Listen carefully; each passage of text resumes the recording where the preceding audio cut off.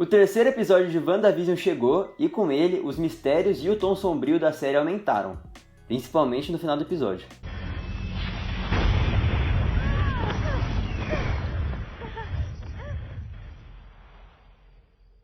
Mas e aí, os filhos da Wanda existem mesmo? E se eu te falar que eles são obra do vilão da série, que inclusive tá manipulando a Wanda e vai fazer ela surtar de vez no final da série? Vem comigo pra entender essa doideira. E aí galera, beleza? Pra quem não me conhece, eu me chamo Rômulo Miranda e seja bem-vindo ou bem-vinda ao canal Multiversando. No vídeo de hoje vamos falar sobre a série WandaVision, agora que a gente já tem 3 episódios como base para teorizar, e vamos conversar um pouquinho pra onde que tudo parece estar se encaminhando.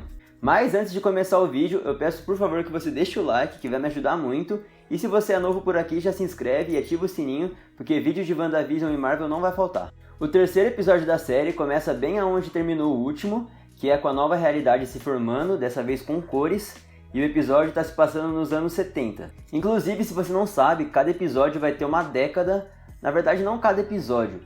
Eu fiz um vídeo explicando melhor como que vai ser a cronologia da série, cada episódio, em que tempo que vai se passar. Eu vou deixar aqui nos cards e no final do vídeo também, se você quiser assistir. Tá bem completinho e tem só 4 minutos, então vale a pena passar lá. Mas enfim, o episódio se passou nessa nova realidade, com a Wanda estando grávida. E sim, essa foi a temática do episódio inteiro. E eu particularmente admito que quem não lê os quadrinhos ou não faz ideia de quem são esses filhos da Wanda, o episódio pode ter ficado meio chato, tipo, tá, mas qual que é a importância disso? Precisa de um episódio inteiro focado nisso? Ou então pode ter ficado meio confuso, tipo, da onde surgiram esses bebês? E eu vou explicar melhor ao longo do vídeo quem que são esses filhos da Wanda, mas eu já adianto que a Wanda e o Visão não tiveram relação nenhuma, simplesmente ela criou, surgiu dentro dela os filhos, o que por si só já torna o episódio muito interessante. E no episódio a gente vê algo que já acontecia nos outros também, que é a Wanda alterando os acontecimentos para manter tudo estável, do jeito que ela quer. A gente vê isso nessa cena em que o Visão questiona a estranheza das coisas, o jantar, o modo de agir dos vizinhos, e a Wanda ela só rebobina a cena com o Visão sem questionar as coisas. E com relação a isso, uma dúvida que eu quero plantar na cabeça de vocês é: será que a Wanda conseguiria fazer isso com alguém tipo a Agnes? Ou é só com o Visão? Vou explicar meu ponto. Pra mim fica claro, juntando esses 3 episódios, que nessa realidade criada pela Wanda existem 3 tipos de pessoas. Existem as pessoas que foram criadas pela Wanda, existem as pessoas que entraram nessa realidade por meio de magia, e existem as pessoas que querem invadir essa realidade, que aí entra a SWORD, que é a galera que tem aquele símbolo com a espada na logo, no símbolo. Falando primeiro sobre os personagens criados pela Wanda, que é o primeiro grupo que eu falei, eu gosto sempre de fazer uma analogia ao sonho, para ficar mais fácil de entender. Então imagina você aí que você está sonhando, e dentro do sonho você criou alguns personagens. Esses personagens, eles estão vivendo dentro do seu sonho, limitado ao que o seu sonho permite. Então eles estão meio que limitados ao seu inconsciente, ao inconsciente de quem criou o sonho. Então é quase como se eles não tivessem vontade própria, como se eles fossem meio vazios, entende? Que é, por exemplo, o caso do colega de trabalho do Visão, que no primeiro episódio não sabe nem o que a empresa faz, o que eles estão fazendo direito. Que é o exemplo do próprio Visão também, que nem existe na realidade normal e ele está condicionado ao que a Wanda quer. Mas aí agora imagina que alguém dentro do seu sonho cria a vontade própria e te questiona sobre alguma coisa que você não tinha pensado antes de começar a sonhar. Aí você bugaria, que é o exemplo do jantar do primeiro episódio. Eles começam a questionar a Wanda sobre o casamento e ela não pensou nisso antes de criar a realidade, e aí ela trava. A diferença é que no sonho você não teria o que fazer, a Wanda não, ela pode mudar a realidade a hora que ela quiser, do jeito que ela quiser, o que ela quiser fazer ela faz. Mas algo que ficou claro nesse episódio é que tem alguns personagens nessa série que sabem coisas que outros não sabem. E é aí que a gente entra nos personagens com mais profundidade, que fica muito claro na atuação. A atuação deixa pra gente muito claro que alguns personagens são mais vazios e outros têm mais profundidade, outros estranham mais as coisas. E é aí que a gente entra no segundo grupo, que são as pessoas que usam magia. Primeiro a gente tem a Agnes, que é a Agatha Harkness dos quadrinhos, que é claramente uma bruxa. Também temos a Dot. Isso mesmo, você não entendeu errado, a Dot. Muitos estão teorizando por aí que a Dot é na verdade Arcana Jones, que é uma bruxa com poderes de natureza, dos quadrinhos. Porque o marido dela na série e nos quadrinhos tem o mesmo nome, então é algum indício. E no segundo episódio, não sei se vocês perceberam, mas a série era preto e branco e algumas coisas que ficaram estranhas é que surgiram coisas coloridas. Tudo que estava colorido ali é coisa que não faz parte daquela realidade. E a Dot, ela sangra, e quando sangra, cai sangue vermelho. deveria ser preto e branco, não vermelho. Então ela não faz parte daquela realidade, ela não é dali.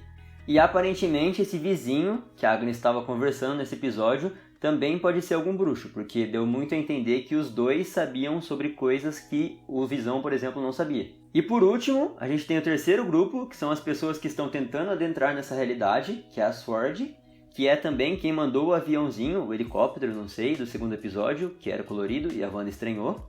E a Sword, nesses 3 episódios, já apareceu algumas vezes na série.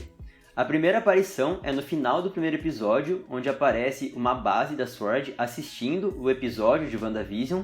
No segundo episódio, numa conversa entre a Wanda e a Dot, o rádio começa a emitir uma voz de um agente já conhecido pela gente, que começa a dizer: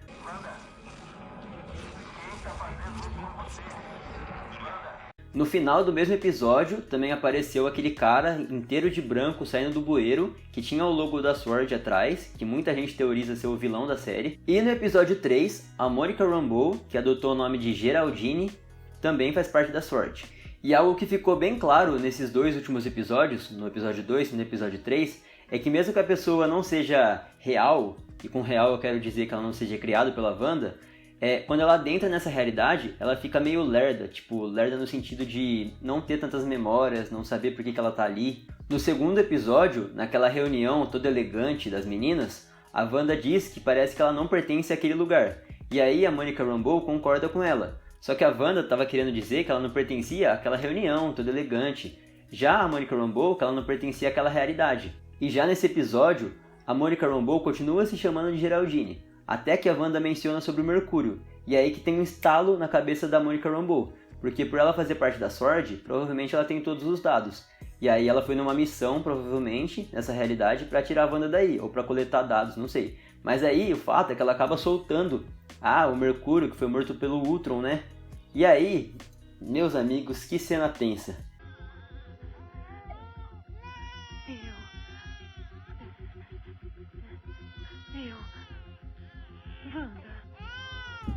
A Wanda fica doida, pega ela e joga de volta para a realidade normal. Minha realidade e minhas regras. E é esse um dos pontos que eu quero chegar aqui no vídeo. Aparentemente, a missão da Sword é só tentar impedir que a Wanda fique criando essas realidades alternativas, porque criar essas realidades causa consequências para a realidade normal. Você não pode, mexer com magia assim e achar que não vai ter consequência. Então eles só querem ajudar. E algo que fica claro no trailer é que a luta final está sendo com a Wanda e o Visão contra um monte de helicópteros, um monte de agentes. E eles falam no trailer que eles têm que proteger aquela casa, ou seja, aquela realidade. E se for esse mesmo caso, a vilã vai ser a Wanda. E é aqui que a coisa começa a ficar interessante. Eu disse num vídeo aqui do canal que o diretor de WandaVision deu uma entrevista e falou que ainda bem que eles não fizeram a coisa preguiçosa de ter uma mulher que surta e começa a abusar dos superpoderes e fica louca. Então ele disse que ele se inspirou em Dinastia M, que é a HQ em que a Wanda surta, mas levou ela numa outra direção. Porém, o que a gente tem até aqui é a Wanda ficando louca. Então isso me faz pensar diferente do que a maioria está pensando. Juntando tudo isso com o fato do cara na rádio ter falado pra Wanda, Wanda, quem está fazendo isso com você? Pra mim, a minha teoria é que sim, a Wanda criou essa realidade, sim, a Wanda está desequilibrada, mas ela teve uma manipulação por trás. Ela foi induzida a fazer o que ela está fazendo. E quem pode ter induzido ela a isso? 2 possibilidades vêm na minha cabeça e estão circulando por aí como rumores. A primeira é o Dormammu, que é aquele vilão do filme do Doutor Estranho, o vilão final, que ele tem a habilidade de alterar realidades, e o objetivo dele é sempre assimilar realidades àquele planeta negro dele. E o segundo é o Mephisto, que é o diabo da Marvel. Essa segunda possibilidade, particularmente, é a que eu mais gosto, e, cara, eu não consigo parar de pensar que ele tá nessa série, porque as referências são várias. Vocês se lembram dessa cena aqui? O diabo está nos detalhes, Bev. Não é o único lugar em que ele está. E junta isso com todo o mistério em cima do marido da Agnes, que ainda não apareceu na série. E não sei se vocês se lembram, mas no primeiro episódio, ela fala de forma muito sutil sobre a data de casamento deles. E a data de casamento é 2 de junho. Que coincidentemente ou não, é a data histórica da caça às bruxas de Salem. E a Agnes é uma bruxa, e como se não bastasse isso ainda, tem uma foto vazada das filmagens da série, em que tá um monte de gente de preto em volta de uma fogueira. Aí eu deixo no ar, a conclusão é com vocês. E agora, para finalizar, vamos ao auge do episódio, que foi o que gerou o tema desse vídeo. O nascimento dos gêmeos. Para quem não sabe, a Wanda realmente tem filhos nos quadrinhos, e eles são Wiccan e Celery, que vão fazer parte dos Jovens Vingadores no futuro do MCU. Mas aqui a gente tem o nascimento de Billy e Tommy, então são filhos diferentes, certo? Então, mais ou menos. O que acontece nos quadrinhos, olha que louco, antes do arco Vingadores A Queda, é que a Wanda simplesmente faz surgir os filhos dentro dela, exatamente como acontece na série. Só que nos quadrinhos, olha que louco, os dois filhos são fragmentos da alma do Mephisto.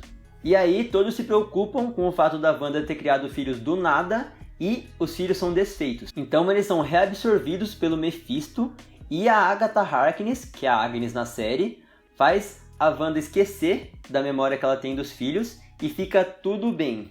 Porém, no arco Vingadores A Queda, a Wanda acaba se lembrando que ela teve os filhos, ela vai atrás da Agatha Harkness para perguntar sobre eles, ela cria uma realidade em que eles existem e vive com eles e o Visão, ela cria o caos, mata alguns Vingadores, até que chega o auge da loucura dela em Dinastia M.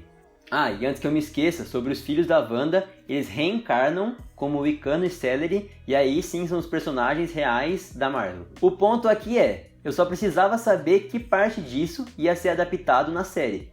Se o nome deles de primeira fosse Wiccan e Celery, esse vídeo nem ia ter surgido.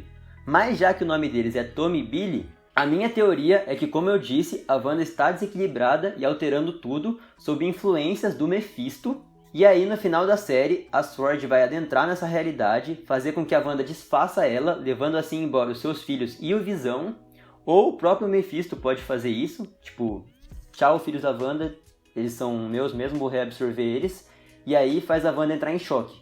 E aí vai ser dor demais para a personagem suportar. Isso é louco, é muita coisa para uma pessoa passar. Principalmente uma pessoa que tem tantos poderes. E aí a Wanda vai se tornar a vilã em Doutor Estranho 2. E em Doutor Estranho 2, pra mim, ela ainda vai estar sob a influência do Mephisto. Provavelmente o Mephisto nem vai aparecer na série. Ele só vai ser referenciado para criar todo um mistério.